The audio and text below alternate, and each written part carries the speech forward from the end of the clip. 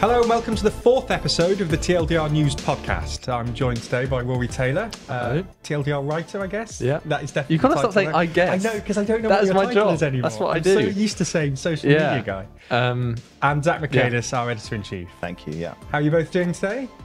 Pretty good. Good to be back. Yeah, it's been a busy few weeks in the news. Not so much domestically. But yeah, so we thought today we'd try and cover Rishi Sunak's 5 pledges because it's been, about 6 months since he first made them? And to be frank, they're not going brilliantly well. So I think we'll just run through them one by one, sort of evaluate how he's doing and how this is sort of affecting his leadership. I think we'll probably have a full video accompanying this, which we'll link down below if it does come out.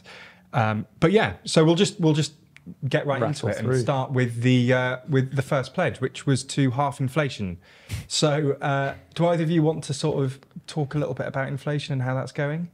Well, I'll just give them context to the pledge quickly, Sure. and then maybe you can talk about the numbers because you like doing that kind of thing, right? I felt a bit sassy, but Sorry. I don't know why. Okay, go on. So this was, he said he'll halve inflation this year, as in this calendar year, to ease the cost of living, blah, blah, blah.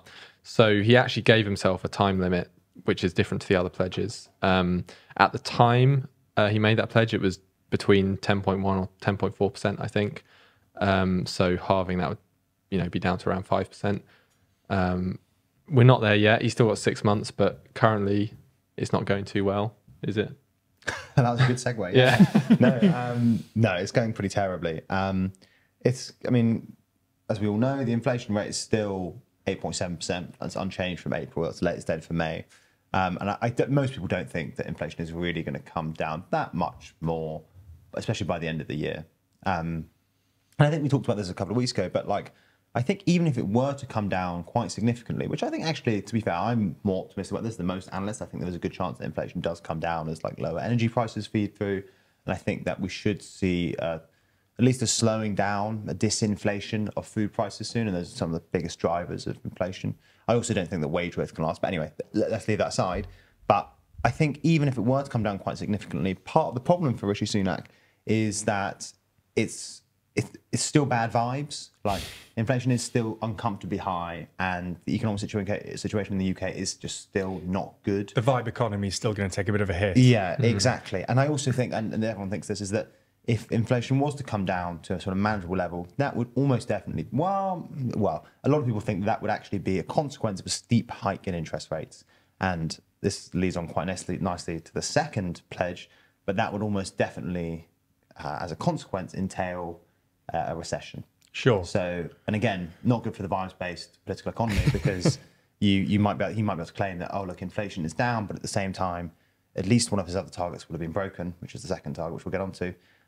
But even targets aside, the economy just feels rubbish then. And his sort of appeal, or his sort of the way he wants to present as a sort of competent economic manager is undermined. Well, we spoke about this at length last time. So if anyone hasn't seen the last sort of episode of this, it's probably worth watching because, the TLDR of that is that it's not really he's not got much power over that. It's the Bank of England, and he's taking responsibility for that. But as I say, we discussed that a lot on the other one. So we'll move on to the second pledge, which was to grow the economy. And as you said, Rory, this one doesn't have a time limit on it. But that one also isn't looking like it's going too well. Yeah. I think since when they actually made the pledge, they didn't really do time limits. But I think since then they've said the metric by which they'll measure it is that they will have met the pledge if the economy is bigger in the fourth quarter of 2023 than in the previous quarter, in quarter 3. But that data won't actually be released until February 2024. So that one can still be a question mark right up until that point. However, there's different ways you could measure have you grown the economy this year, but I think comparing the final quarter to the third quarter is a bit different to comparing the size of the economy at the start of the year and the size of the economy at the end of the year.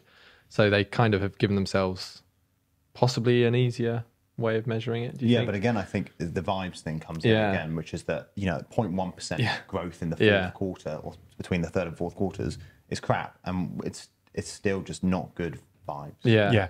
And I think that this is all just made worse by the fact that he did a huge press conference and said, judge me on this. I want the electorate to judge me on this. Yeah. And the minute you say that, as you say, even if you technically meet the requirements, when you make such a massive deal out of it and you stake so much of your political life on those 5 pledges, a 0.1% growth rate, that even though you technically hit it, it just doesn't look good for you as a prime minister, especially if that comes alongside not meeting other pledges. When he actually made those pledges, we did a podcast on it. We did. And at the time, I don't know if this is embarrassing for us or for him, but we'll, let us know. We were kind of making out that they've given themselves quite easy pledges to meet, especially the inflation one, because at the time the forecast, did see inflation potentially going down by more than half over the year. But so we were saying, he's, a bit of a cop out. He's given himself easy pledges, but actually turns out well, just to be fair to us, the media as well were also saying this, and Labour's attack line was they're so easy to hit that it'd actually be impressive if he didn't hit them, which is kind of funny considering where we are. It was all based off Bank of England forecasts, and the Bank of England at the time was saying that they thought they would get inflation under control relatively quickly. And obviously that isn't how things have panned out. No. The last thing I'll say on this, I didn't realise until Rory very helpfully printed out the notes, is that he also said that he wants to create better paid jobs. I think that's a really interesting pledge because it's sort of an homage to the Boris Johnson, the politics of the 2019 election, isn't it? Where he was talking about sort of one of the reasons he was anti-immigration, or like at least he wanted to take back control of the borders, is so that he could guarantee sort of low and medium skilled jobs higher wages, to avoid them being undercut by lower paid immigrants essentially. And I think that Sunak knows that is politically necessary if the Tories want to stand a chance of winning the next election. But it's in real tension with his sort of like economically conservative instincts, especially when it comes to inflation. And Sunak does back the Bank of England 100%, and the Bank of England, and Sunak definitely clearly believes this as well. The Bank of England is advocating for wage restraint, and you see this actually in the wage negotiations with the public sector. In that Sunak keeps on pouting this line, which is that you can't give higher wages because it will stoke inflation and possibly risk this wage price spiral. You see what I mean? There is just this really uncomfortable tension. And I think it's a symptom of this sort of wider, more general fact, which is just that there is not the political appetite for Sunak's particular sort of neo-Osborne, neo-Cameron, austerity-based brand of politics. There just isn't the political appetite for it. But this also comes into conflict with his previous policy when he's doing negotiations with the trade unions, specifically rail workers, for example, of him the government not getting involved in those negotiations because he's saying, well, we'll leave it up to them. Him saying that we want to create higher paying jobs when people have asked for more money. He's taken a hands-off approach to that. So it comes in direct conflict with his approach to public sector requests for increases in public sector wages, because he's had a very hands-off approach and has not agreed to increase them. So it's an interesting approach from the Prime Minister there.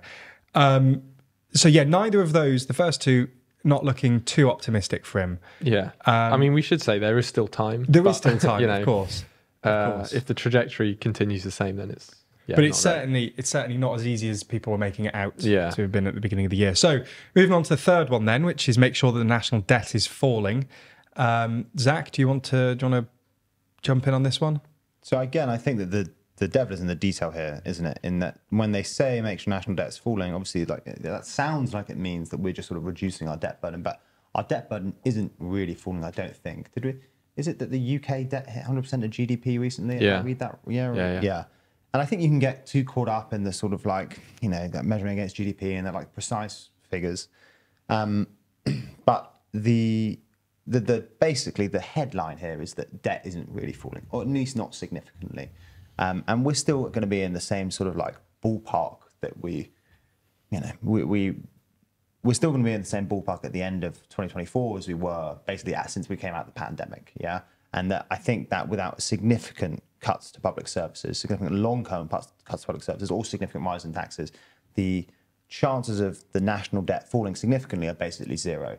But the way that they phrase this is the sort of technicalities are that they only need to get debt to start falling at the very end of their term. And there's ways you can do that. Like you can make temporary adjustments to taxing and spending to sort of meet that criteria. But the headline here is that the country's finances still are under strain, at least if you are worried about national debt levels. And you do need structural adjustments to the economy if you want to start reducing national debt, which I don't think they have the time or the political space to make. I think this one again falls into the category of the other two, that they've created like a headline promise to say it's, and then they've followed it up with the specifics. So even if they hit the specifics, the sort of headline thing that they promised, the vibes, yeah, exactly. The vibes aren't good. No, so they could look like they failed even if they do technically succeed. And I also just think that one of this does sort of interact with a more general public sector thing. So if you want to make those cuts, you do have to. If you want to bring debt down, you just find cuts somewhere. And again, I just don't think that they have the political space to make significant public sector cuts. I think, I can't remember when this was, but there's a whole debate about cuts. And I think we discussed it on a podcast last year. And it was effectively that we've cut all of the fat out of public services over the last few years anyway. And that there just isn't, at this point, you're going to have to cut something pretty significant in order to do that. There's not much more inefficiency, or at least obvious inefficiency, that you can get rid of. There's going to have to be a real significant political decision, which will bring its own kickback were they to reduce spending. Well, yeah, I think that's really interesting, because you're touching on something there. Is that I feel sympathetic for Sunak here, because there is no fat left to be cut, as it were. And actually, everyone wants, if you ask them about specifics, they want increased public spending everywhere. So everyone thinks that policing is broken, for example, because you get your bike nicked in London and no one's going to do anything about it because the police don't have time. Everyone thinks that the NHS is broken, because it is. It's on its knees. Waiting lists are still going up. Every doctor you talk to is telling you how much of a crisis it's in. And everyone wants more military spending, for example, because there's a renewed threat of war in the European continent. Everyone's more worried about security post-Ukraine for understandable reasons.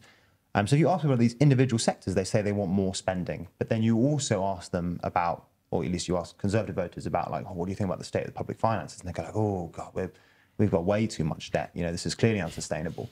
And so there's this sort of paradoxical demands from the electorate, and there's no real way to square it. And I think this is going to relate again to his fifth pledge, but there's a very similar thing going on with immigration, which is that people, Tory voters at least, don't want higher immigration, at least in the aggregate. But then you start asking them specifics. Do you want less fruit pickers, so higher food prices? Do you want less foreign nurses, so more strain on the NHS? Do you want all of these questions, essentially.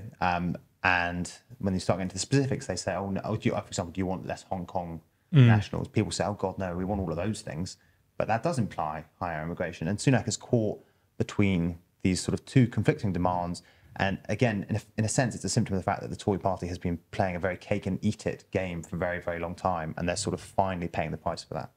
Sorry, bit of a rant. But No, I completely agree. I think the interesting one there is especially on immigration. And you are right that they've spent years talking about bringing immigration down, and then Sunak's come in and, I know this wasn't him, I think this was Johnson, but the Homes for Ukraine scheme, Hong Kong scheme, they are drivers of why the immigration rates are where they are. But they've been saying for years about bringing them down. So you're completely right about I completely agree with you on that. And then they end up going after things like foreign students, which actually massively backfires on universities who need the money. And rock and a hard place. It's worth reiterating that he didn't have to make these promises, that these are, that's true. There is an amount of sympathy I have, but you don't have to get in front of a podium and promise all these 5 things. But anyway, we should move on to the next one. And I think Zach touched on that briefly then, which is NHS waiting lists. And obviously this has been a particularly bad one for a number of years. It's been rising for years, particularly badly affected, obviously, by the pandemic, as many other countries were. But I don't know the exact figure that it is at now. Do either of you know this? It's currently at 7.42 million. Wow, off the top of your head, that's really impressive. 7.42 million, which is its highest ever. Yeah. And this is the waiting list of people waiting to receive hospital care. At the time that he made the pledge, it was 7.2 million, so it has gone up since then. However, the pledge in full was NHS waiting lists will fall and people will get the care they need more quickly. So I don't know when he'll say that. I don't know when the time limit for this pledge is, but I guess he could say, so 7.2 when he made the pledge. If it goes up to 7.4 now, maybe it goes up to 7.5. If it goes back to 7.4, can he then say the waiting list is falling? I don't know. That seems a bit dodgy. It's not good for the vibe-based system, though, is it, really? And just today, I don't know when this will go out, but today, as of recording, one of the health ministers said that the waiting list in England will probably go up before it comes down. Sunak's even acknowledged that it won't come down until going into next year ahead of the next election. So you kind of get the sense that they will go for that approach of, well, it is starting to come down, so at least we're doing something right. Yeah, which again, I mean, it's an interesting one because they haven't said specifics like they have with the other pledges here. So I assume that I'm probably agree with you that they probably will let it go up to 7.5. It goes down to 7.4 and say, well, we achieved what we said. Yeah. But that's not, again, it's not a great look. I think, did you see the interview with Laura Kuenssberg? Maybe you did, maybe you didn't. Don't think so. Sunak did an interview. I think this really sort of it demonstrated the political feasibility of that line, which is Sunak did an interview with Laura Kuenssberg, and it was sort of 40 minutes long. Was this on a Sunday show? Yeah, well, I don't remember, but it was, whatever. It was like last week. Right. And in it, they started talking about the NHS, and he started pointing out that, we've got this new long-term workforce plan. We've got that new thing about making sure patient choice, which could long-term bring down some of the waiting lists. And to his credit, and I think this is true, he has basically no one waits more than 2 years for an operation anymore, or is on the waiting list for more than 2 years, and very, very few people are on it for more than 18 months. And that's significant. And one of the reasons that the net waiting list has gone up is because there's been a real focus on those people who basically had really long waits post-pandemic and over the pandemic. And that makes sense. It's not the most efficient way of dealing with the waiting list, and it doesn't bring the headline number down, but it's sort of, it makes sense to prioritize people who've been waiting for a really, really long time. But she just sort of responded by saying, but the NHS is in crisis. The NHS is in crisis. And he got quite grumpy, and he was like, no, but look at the things we're doing. We're making these long-term adjustments. And he's right in a sense. But she just gets this thrown back in his face, which is just that, like, well, the NHS is still in crisis. You haven't solved the NHS problem. And I think that, in a way, he thinks that, like, oh, I'm doing the right thing within the bounds of possibility right now. But the public and Laura Kuenssberg clearly think that, like, oh, the Tories broke it. And sure, you can make some tweaks around the edges, but fundamentally, you haven't fixed it. Yeah. And he's going to say, well, I can't fix it. I only got 2 years. But it's still like whether you broke it. So. But that argument is true of all of these in the sense that he's trying to demonstrate that he's fixing these problems, but also admitting that they're quite difficult. But from the electorate's point of view, he's a Tory. Tories have been in for 12, 13 years. Yeah, this You've is perfectly. Yeah, exactly. That's the problem for him. That's the difficulty that he has. So yeah, either of you got anything to add on waiting lists, or should we move on to the? I don't think so. Move on to the final one, which is small boats. So this is sort of there are three. So far, we've had 3 economics ones, one on the NHS, and we've got one on boats at the end, which seems more of a sort of Tory-specific, the economy and the NHS, everyone can agree on. This 5th one seems to be more party-based. This seems to be more of a thing to try and appease his, backbench MPs, voters, all that. But it's to try and stop small boats crossing the channel. And we've seen over the last couple of years that the government has tried to address this problem mainly through introducing new legislation, giving certain bodies more powers. But for all intents and purposes, that's not really going to do much. It's a much more complicated problem than just giving more powers to certain institutions. And we've seen small boats are still coming across despite this raft of legislation. So Rory. Yeah, the fun thing about this pledge, and I think we pointed it out, I say fun very loosely, but I think we pointed it out when he made the pledge, is that the actual pledge is we will pass new laws to stop small boats. It's not. So it's not saying we will affect, it will be effective. But currently there is the illegal migration bill that presumably will become law at some point, even though it's a lot of opposition in the Lords, but probably not enough to actually just kill it off. So that will probably become law, and they can say we have passed this new law, but doesn't, just like with the Nationality and Borders Act that came a year before it, it's probably not going to stop people coming across the channel. Also, their whole flagship Rwanda plan deemed unlawful. It's more of a PR scheme, though. Yeah, Rwanda. It's not. It's not a plan. It's not. They're not going to send many people because the constant court challenges, and now it's been ruled unlawful anyway. So. The only thing I'd say is that, to be fair, they're trying to emulate the Australian model. And the Australian model, while it did end up being very expensive, did work for a bit. There were sort of senses in which that analogy doesn't hold. I mean, obviously, Australians had a more accessible island to sort of plonk what they deemed illegal migrants on.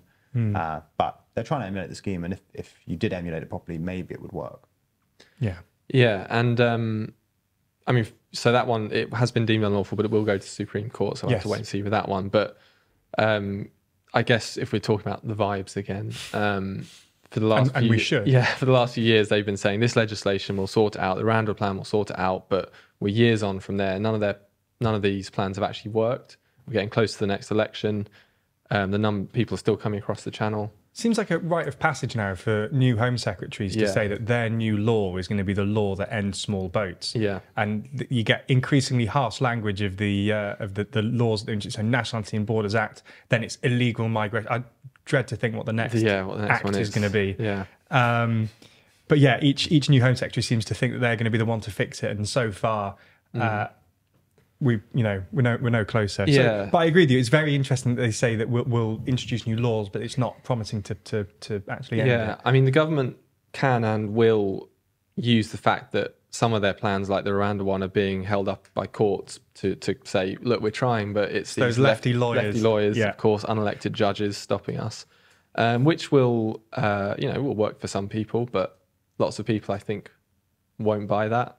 But yeah, that's number 5 on their list, and it's, okay, they are passing new laws, but not having much effect at the moment. So I think we can say that one's not going too well as well. No.